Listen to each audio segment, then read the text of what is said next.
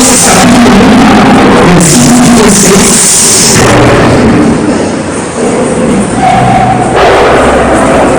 Saudamos com a paz, possa sentar no seu lugar, ou mais para no seu lugar.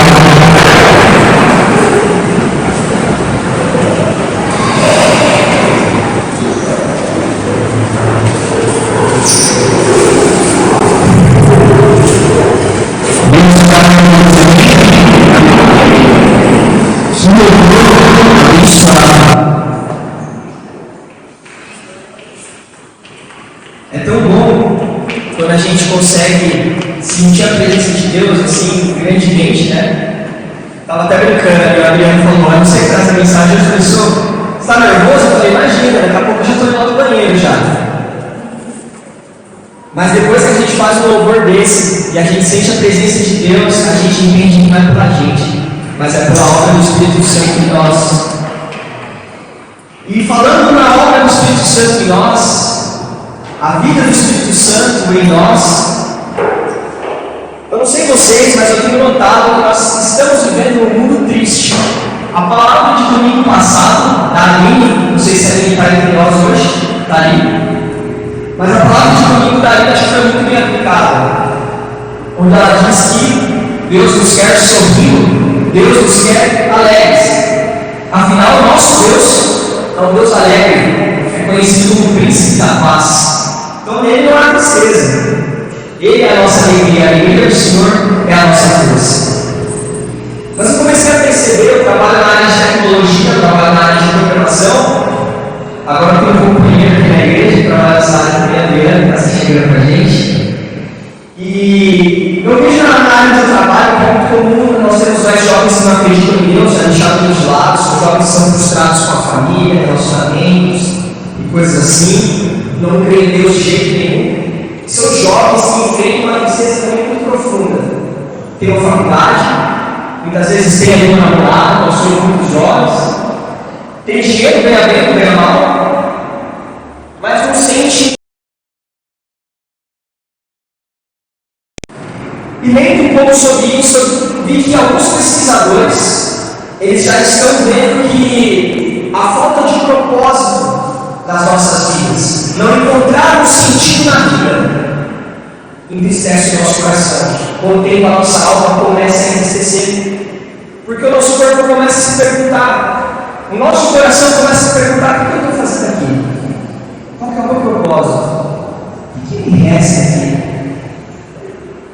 Só que nós que somos cristãos, nós temos que entender que nós temos um propósito. Então, se você chegou aqui com esse pensamento de, por que eu estou aqui ainda? Por que eu estou nessa terra ainda? Passando por tanta luta, por tanta dificuldade, por tanta batalha. Talvez você tenha chegado aqui hoje e tenha pensado até tirar a sua vida. Forte, né? Mas é isso que eu ouço de muitas pessoas lá fora. Mas vocês, como cristãos, vocês devem entender que vocês têm um propósito aqui. E essas pessoas também. Mas agora eu quero falar um pouquinho sobre nós. Mas nós já vamos chegar nela de novo. A verdade final dessa ministração chega nessas pessoas. Vou ler com vocês, Colossenses 1, capítulo 1, versículo 16. Vou ler. Pois nele foram criadas todas as coisas, nos céus e na terra, as visíveis e as invisíveis, sejam tronos, soberanias, poderes ou autoridades. Todas as coisas foram criadas por Ele e para Ele. Amém? Rick Warren, ele diz, aí em cima desse versículo, que tudo foi criado por Deus. E em Deus todas as coisas encontram um propósito. Ninguém sabe melhor qual é a função de uma caneta quando ela foi construída do que o seu inventor. Então, inventor, ninguém sabe melhor que o inventor do microfone como que constrói o microfone, o propósito de cada pecinha do microfone. E assim somos nós com Deus. O nosso propósito, ele pode ser muito bem explicado por Deus. E para isso é necessário que nós tenhamos relacionamento com Ele.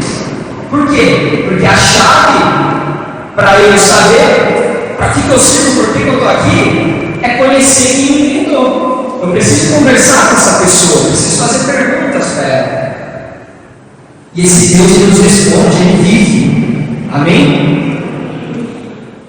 E cada um de nós tem um propósito específico.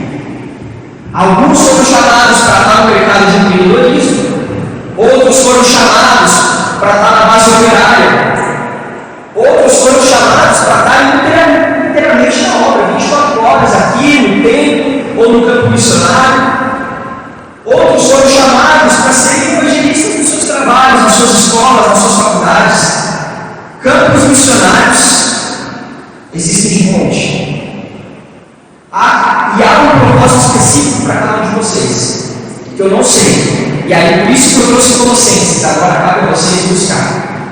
Mas não é sobre esse propósito que eu quero falar. Eu quero falar sobre um propósito que todos nós temos em comum. E Jesus, Ele falou sobre o nosso propósito, sobre o nosso propósito em comum. E eu quero convidar você a abrir a sua Bíblia em João, capítulo 4, versículo 27 ao 38, a gente vai ler.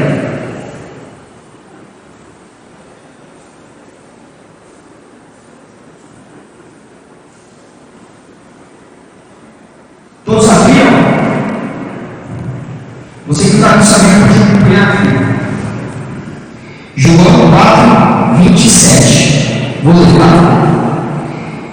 Naquele momento, os seus discípulos voltaram e ficaram surpresos ao encontrá-lo conversando com uma mulher. Mas ninguém perguntou o que quer saber ou por que está conversando com ela. Então, deixando o seu cântaro, a mulher voltou à cidade e disse ao povo: venham ver um homem que me disse tudo o que tem feito. Será que ele não é o Cristo? Então saíram da cidade e foram para onde ele estava. Enquanto isso, os discípulos insistiam com ele: mestre, come alguma coisa. Mas ele lhes disse: tenho algo para comer que vocês não conhecem. Então os discípulos disseram uns aos outros: será que alguém lhe trouxe comida? Disse Jesus: a minha comida é fazer a vontade daquele que me enviou e concluir a sua obra. Vocês não dizem: daqui a 4 meses haverá colheita? Eu digo a vocês: abram os olhos e vejam os campos. Eles estão maduros para a colheita. Aquele que colhe já recebe o seu salário e colhe o fruto para a vida eterna, de forma que se alegram juntos o que semeia e o que colhe. Assim é verdadeiro ditado: um semeia e o outro colhe. Amém? Então vamos conversar um pouco sobre essa passagem um pouquinho longa. Mas Jesus tinha acabado de conversar com a mulher. Quem é essa mulher? Uma samaritana. E o povo judeu tinha um conflito, tinha um preconceito com os samaritanos. Mas para Jesus não tinha nem conflito. Ele não estava lidando com preconceito, ele queria falar do amor dele, porque ele entendia que o Evangelho precisava tocar aquelas vidas também. Enquanto o povo judeu olhava com acusação dos samaritanos, Jesus olhava com olhos de amor. E é por isso que os discípulos chegam e não entendem porque Jesus estava falando com ela. E eles vão sair para comer. Eles oferecem pão para Jesus, os discípulos, e Jesus recusa, porque Jesus quer fazer imagina que Jesus quer fazer uma brincadeira com eles ali, para mostrar a importância de falar do amor dele, que é o propósito que nós temos em comum. O evangelismo, ele não é somente para quem é chamado evangelista, ou de pastor, ou de obreiro, ou de músico, ou coisa assim. O evangelismo, a pregação da palavra é para todos nós. Nós temos uma missão conjunta de propagar o Evangelho. E Jesus nos mostra esse propósito, porque ele faz uma comparação ali com o alimento físico, com o pão. Os discípulos oferecem pão para Jesus, Jesus diz: eu tenho outro alimento. E aí os discípulos já ficam enciumados e perguntam para Jesus: nossa, será que alguém antes da gente deu alimento para ele? E Jesus fala: não é desse alimento que eu estou fazendo, o que me sustenta, o que me anima, o que me dá energia, é fazer a vontade do meu Pai, é levar o amor que Ele tem a vocês. E esse tem que ser o nosso combustível também, irmãos. Nós temos que começar a propagar o Evangelho. O Evangelho não pode ficar só dentro da igreja, ele tem que ser levado para fora. Nós fomos chamados para fora,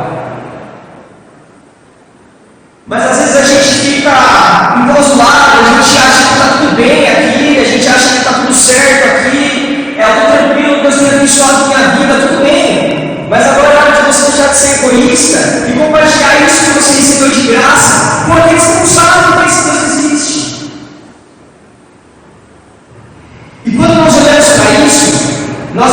de nos preocupar com cargos altos no trabalho, nós deixamos de nos preocupar de fazer a lista para fazer compras.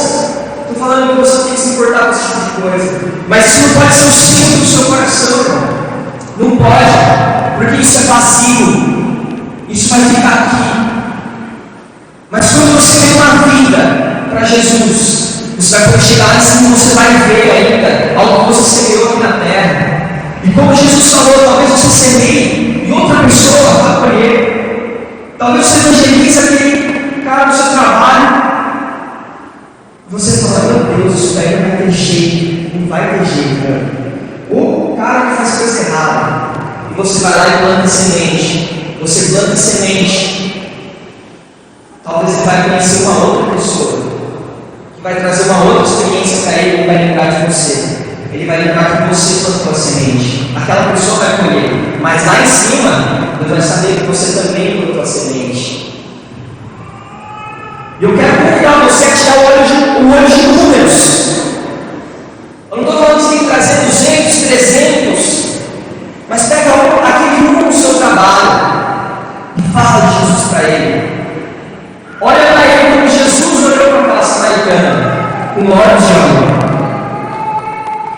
Isso vai te dar um propósito muito melhor do que simplesmente subir de cargo no seu trabalho, ser o ranking 1 da sua universidade, porque isso eu tenho certeza que você consegue, e por meios humanos, você consegue. Se você se dedicar ao seu trabalho, você consegue, com a glória de Deus você consegue. Se você quer uma iniciação científica, ser o melhor aluno da sua escola, da sua universidade, você consegue se você se dedicar, você consegue. E aí depois que você conquistar isso, qual vai ser o próximo passo? Vão continuar sendo coisas aqui, coisas que vão ficar, coisas que quando você estiver com 70, 60 anos, você vai olhar para cima e vai falar, meu Deus, tudo isso vai ficar. E um dia como jovem, eu me peguei pensando nisso. Eu tenho 24 anos, irmãos, mas eu me peguei pensando nisso esses dias. E eu falei para minha noiva, nossa, eu era tão dedicado à questão de estudo, de trabalho, e ainda sou, mas eu dedicava tempo demais. E no meu trabalho eu falava que Jesus tinha vergonha, tinha medo, estava preocupado em fazer as coisas, em entregar logo. E às vezes meus amigos contando alguns problemas, e eu com a oportunidade de falar de Jesus não falava. Até que eu comecei a me perguntar, mesmo sendo cristão, o que eu estou fazendo aqui, mano? Será que a vida é só por isso mesmo? Será que a vida é entregar um produto para uma empresa que me contratou, ganhar um dinheiro, é isso? Será que a vida é simplesmente eu chegar, casar, ter filhos e constituir uma família? Será que para nisso? Mas não, eu comecei a entender que eu hoje estou aqui na terra, porque existem vidas que ainda não ouviram o amor de Deus, e até o último dia que eu estiver respirando, eu preciso falar do amor de Deus para essas vidas. E eu quero convidar você agora a abrir Romanos, capítulo 11. Fica tranquilo, tá, irmão? Não é rajadada, não. Eu peguei o versículo 20 de Romanos. Não peguei as partituras de Paulo, não. Versículo 1, capítulo 11, versículo 1. Pois acaso Deus rejeitou seu povo? De maneira nenhuma. Eu mesmo sou israelita, descendente de Abraão, da tribo de Benjamim. Deus não rejeitou o seu povo, o qual a gente não conheceu? Ou vocês não sabem como Elias clamou a Deus contra Israel, conforme diz a Escritura? Senhor, mataram os teus profetas e derrubaram os teus altares, sou o único que sobrou. E agora estão procurando matar-me. E qual foi a resposta divina? Reservei para mim 7 homens que não dobraram os joelhos diante de Baal. Assim hoje também há um remanescente escolhido pela graça. E se é pela graça, já não é mais pelas obras. Se fosse, a graça já não seria graça. Olha que lindo isso, irmãos. Um dia, Paulo está fazendo uma analogia aqui do Antigo Testamento. Ele está dizendo para a igreja lá de Romanos, que é uma igreja como nós, como a gente. Está dizendo que Elias um dia se sentiu sozinho e ele ficou com medo. E ele falou, Deus, será que só sou eu que tenho esses valores?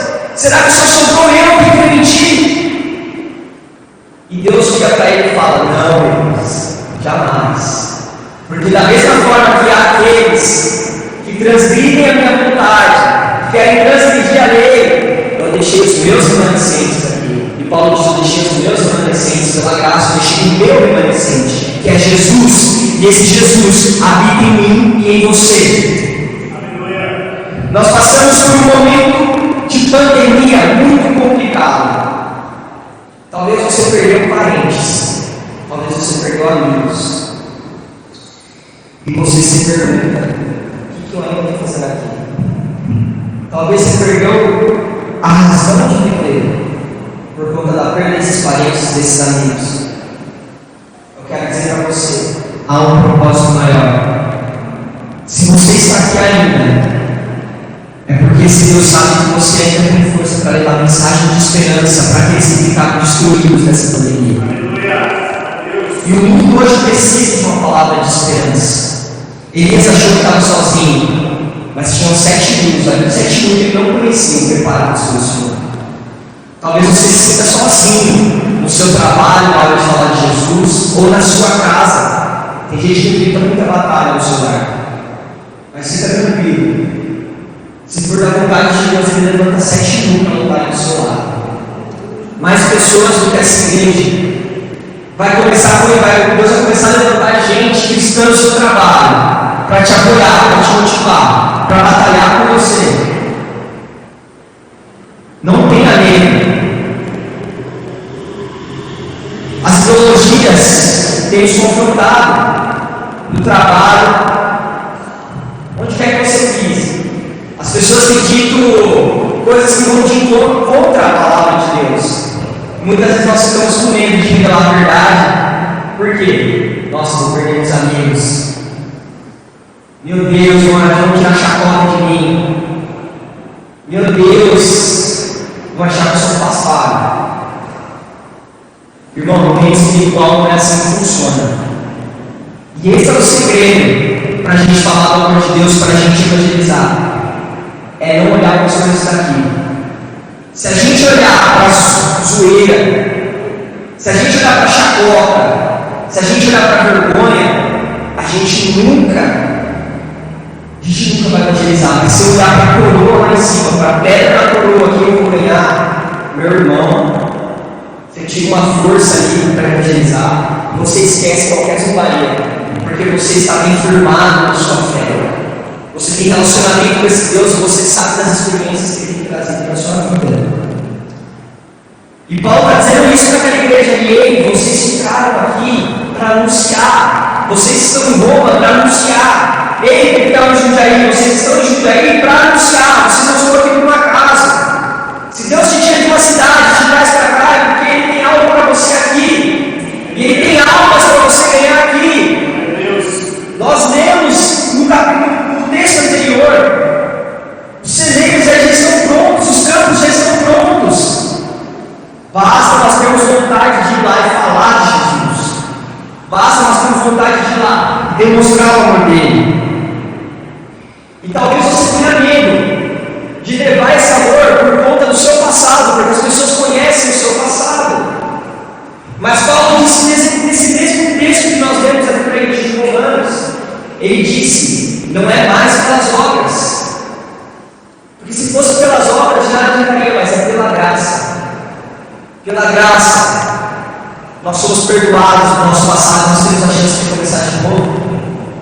Então, se uma pessoa te acusa pelo seu passado quando você está falando do amor de Jesus, essa é a maior prova de que ela ainda não conheceu Jesus, porque ela ainda se prende ao passado. E quando nós falamos de Jesus, nós falamos de presente e do que há daqui para frente. Jesus, ele não quer ficar olhando para o passado, ele quer que nós venhamos a nos arrepender e corrigir os nossos erros, mas ele não quer que nós fiquemos presos no passado. E se alguém te acusar, simplesmente ignore, porque a palavra te protege, o próprio Jesus te santifica. Nós morremos em carne. Em Romanos, um dia vocês pegarem para esse momento, Paulo faz uma analogia bem bacana, que quando nós somos batizados, nós estamos morrendo em carne, e quando nós saímos da água do batismo, nós estamos voltando um novo ser que vive pela mentalidade do Espírito. Ou seja, não é um ser que não foi enfrentará tentações na carne. Mas quando as tentações da carne vierem, ele não vai viver pensando pela carne, mas ele vai viver pensando pelo que o Espírito quer, pelo que o Espírito Santo quer, pelo que Cristo quer em nós. Então, quando você entrega a sua vida para Cristo, quando você desce as águas do santo batismo, você é uma nova criatura. Você vai tropeçar, mas você agora tem a mentalidade de Cristo de que você pode tentar novamente. Então não deixe de te prender por falar o amor de Deus. E já estou fechando aqui, irmãos. Vou pedir para vocês abrirem a Bíblia de vocês em Romanos capítulo 6.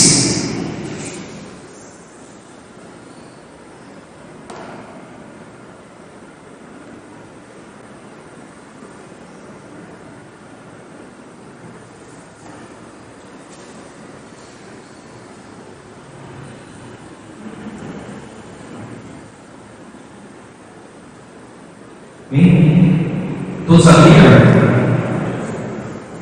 Romanos capítulo 6, versículo 11.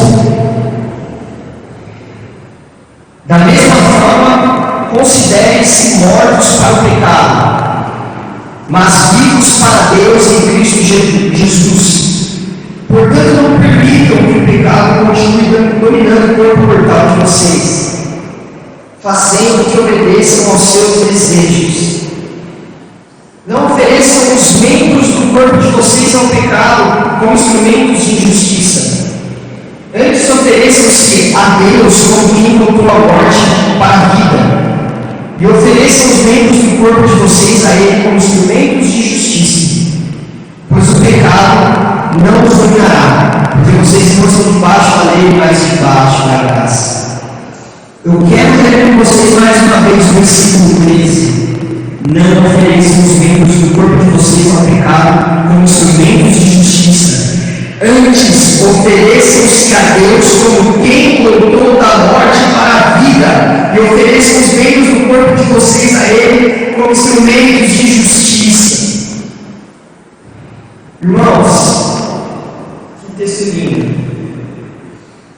Porque quando nós entendemos de onde nós viemos, quando nós entendemos de onde a gente saiu,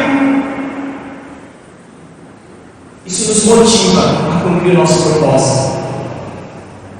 Quando a gente entende que nós não éramos nada, que nós éramos seres cheios de pecado, e o Senhor Jesus nos deu uma chance de começar de novo, de tentar escrever uma nova história, de sair de uma família destruída e construir uma família, de sair de um lar abandonado e construir um lar onde o amor vive, onde o amor reina.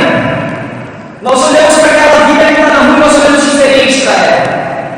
E é por isso que Paulo disse: apresentem-se diante de Deus como alguém que saiu da morte para a vida, porque vocês estavam mortos e por Ele hoje vocês vivem. Eu estava morto, todos nós estávamos mortos, e hoje nós vivemos. Eu quero te dizer uma coisa: lá fora, há vidas que estão mortas e não sabem que estão mortas. Elas acham que estão vivendo uma vida de alegria, de abundância, mas elas não sabem o que esperam elas daqui para lá. Elas não sabem. E nós precisamos anunciar, porque Romanos 10, versículo 13 e 14, eu não vou abrir, mas se você ler a sua Bíblia, quando você chegar na sua casa, você vai ver que Paulo diz: se nós declararmos que Jesus é o nosso Senhor, então nós seremos salvos. Mas como os que estão lá fora vão declarar, se não há quem fale para eles, se não há quem pregue para eles? Quando você tem a oportunidade de falar de Jesus, do amigo seu do trabalho, você não fala, muitas vezes a salvação dele pode estar na sua mão de uma certa forma, porque aquela vida pode estar precisando de Jesus e você está escondendo. E como ela vai declarar se ela não conhece? Talvez você tenha ficado nessa terra depois de uma pandemia, depois de uma desgraça, e você acha que você não tem um propósito, mas meu irmão, dentro de você carrega um bem mais precioso que o mundo não tem, que é o Espírito Santo.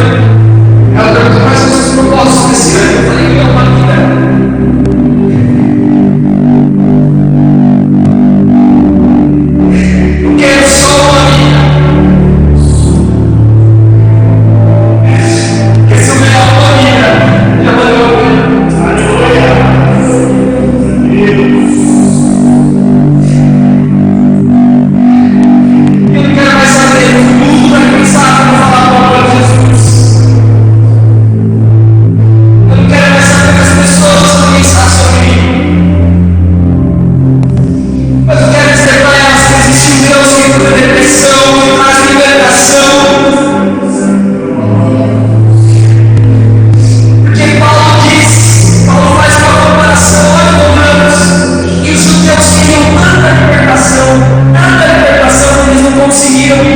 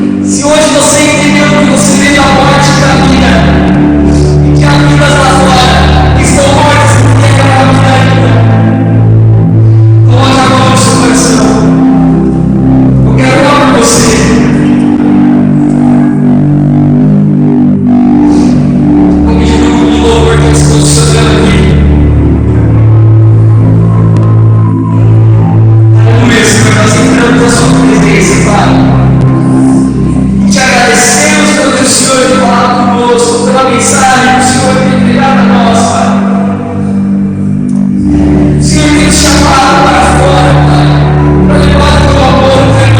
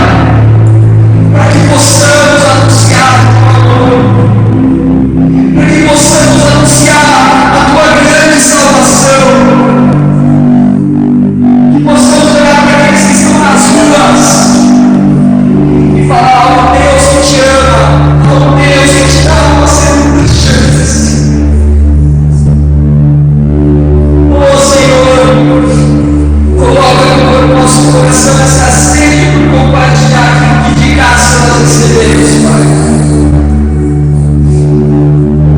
É tão simples, Pai. Parece algo tão simples, mas é algo tão poderoso, A verdade é que o seu sacrifício se tornou algo simples. E nós te agradecemos, Deus, por isso. Mas nós pedimos, Pai, deixe que isso fique aqui entre quatro paredes. Deixe que ao pisar lá fora, o Senhor comece a nos revelar as vidas que precisam ouvir o Senhor. Eu declaro, Pai, que o Senhor mostra para cada um daqueles que aqui colocaram nossos corações, que querem mais se levantar como guerreiros para levar a sua palavra. Que em nome de Jesus o Senhor revele uma vida para eles. Alguém que o Senhor sabe que precisa de uma salvação urgentemente. Revela-nos, coloca no caminho. Pois quando eu te pedi, o Senhor me mostrou. E eu peço ao Senhor que dá essa mesma experiência com a sua igreja. Que o Senhor levante, Pai, o Senhor mostre para eles as almas pelas quais eles vão batalhar, Senhor.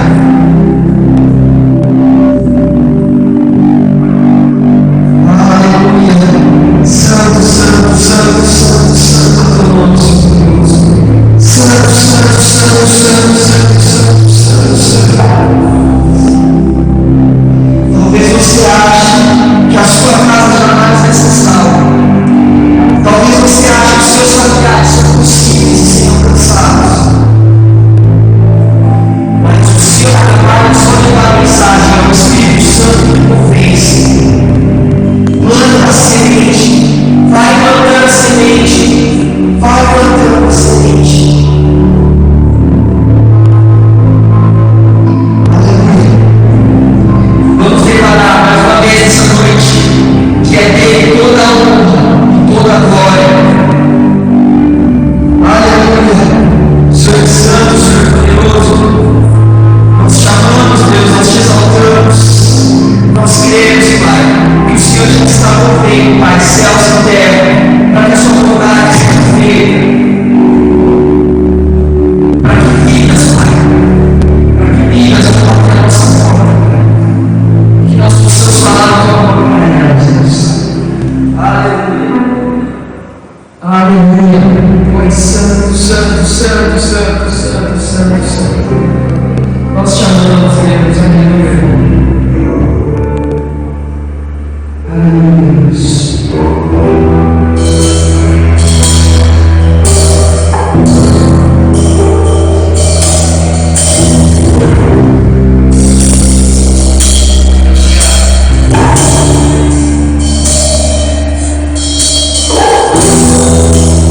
Vai ser a palavra de oração ao Senhor, vai ser tão interessante, tão maravilhoso.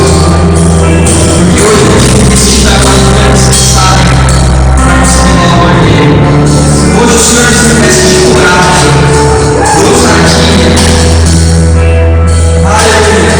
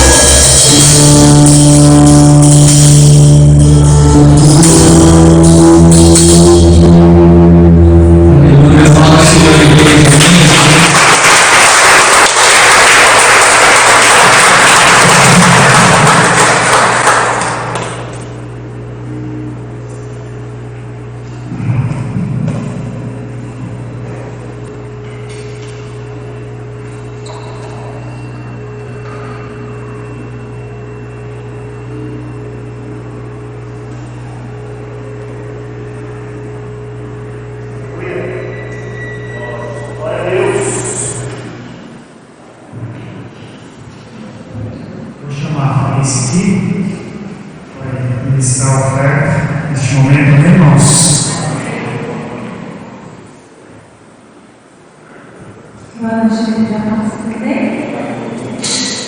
Nós vamos orar pelas vidas, vamos orar aqui agora. A Bíblia fala que Deus ama aquele que comprou uma alegria, né? Tristeza, ou simplesmente por necessidade, embora tenhamos sempre, né, muitas necessidades na casa de Deus. Seja aquilo que é de base, seja aquilo que a gente precisa para avançar. As necessidades na obra de Deus sempre vão existir, né? E muito embora tenhamos as necessidades, a Bíblia nos ensina que não é pela necessidade, mas é com alegria, né? É por obediência, é por amor. E as ofertas e os dízimos são também uma forma de adoração a Deus, né?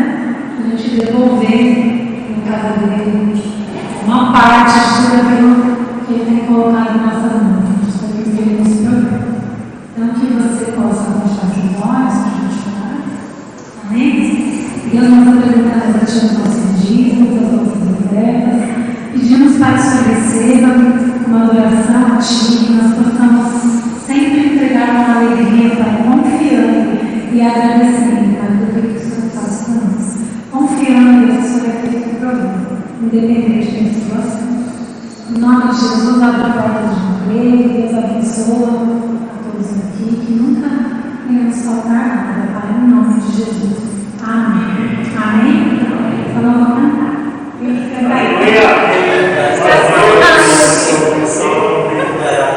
Puxa aí, Deus recompensará. Amém.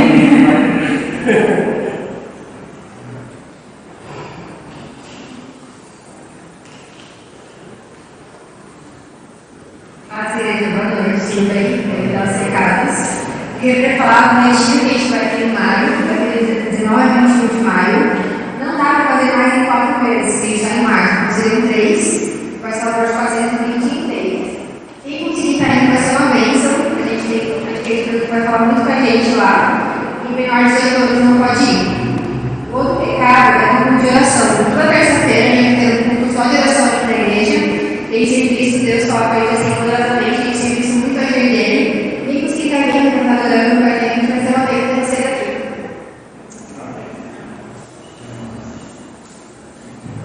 Glória a Deus. Vamos ficar de pé, aqui, irmãos. Eu já vou encerrar o culto, tá? Mas antes eu gostaria de orar para os nossos pastores. Eles foram numa feira, precisaram se deslocar até lá. E eu creio que a gente deve sempre colocar os nossos líderes em oração, porque a obra não é fácil. E eles trabalham bastante para que eu e você nós estejamos aqui, nós possamos ter um conforto, ter uma organização, ter uma ordem, no culto, que a gente possa louvar a Deus e ter toda essa estrutura. Então eles trabalham bastante, os nossos líderes de célula. Eu acho muito importante a gente sempre colocar os líderes em oração embaixo, no amor do Senhor, porque a obra não é fácil e às vezes a gente se sente abatido, é normal, tá? Não tem nenhum super-herói aqui, os nossos pastores não são super-heróis, nenhum de nós aqui. Então nós precisamos uns das orações dos outros, amém? Então vamos orar por eles. Aleluia, Senhor, nesta noite nós te agradecemos, te apresentamos a vida dos nossos pastores, pedindo, Senhor, que o Senhor conduza, Pai, traga-os de volta em segurança, Pai, sempre com o Teu Espírito Santo acompanhando, derramando da Tua bênção, derramando da Tua unção, dando força, dando ânimo, Senhor, para que eles continuem lutando, Deus. Nós sabemos que muitas vezes, nas madrugadas, eles se levantaram, Senhor, para orar e interceder pela nossa vida. Nesta hora, Senhor, nós intercedemos por eles, ó Pai, porque sabemos, Deus, nós sabemos que foi Tu que colocaste, Deus, sobre a nossa vida, Deus. Em nome de Jesus. Aleluia. Amém. Glória a Deus. Senhor, eu peço agora que o Senhor nos leve para casa de segurança. O Senhor nos acompanhe durante essa semana, abençoe cada família que está representada aqui nesta noite. Eu louvo a Ti, Senhor, que mesmo debaixo dessa chuva, ainda nós temos pessoas que fizeram aquele esforço a mais para Te buscar nessa noite, Pai. Em nome de Jesus, eu quero Te glorificar, Deus. Aleluia. Amém, irmãos? Que a glória de Deus Pai, a graça de Deus Filho e a comunhão do Espírito Santo esteja sobre todos vocês, amém? Glória a Deus!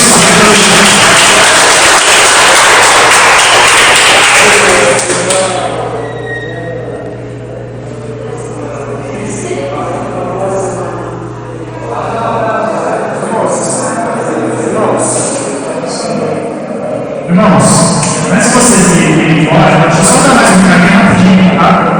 Nós temos animado uma casa de recuperação e neste momento nós temos uma pessoa que está em tratamento internado. Então eu peço, tá? Eu falei com carinho, mas eu peço que assim que vocês tragam alimentos, roupas, principalmente masculina, episódios assim, que a gente só joga fora quando já está, não dá mais para usar. Mas dá uma olhada lá, vê se tem alguma coisa para lá para a gente poder auxiliar essa casa, né?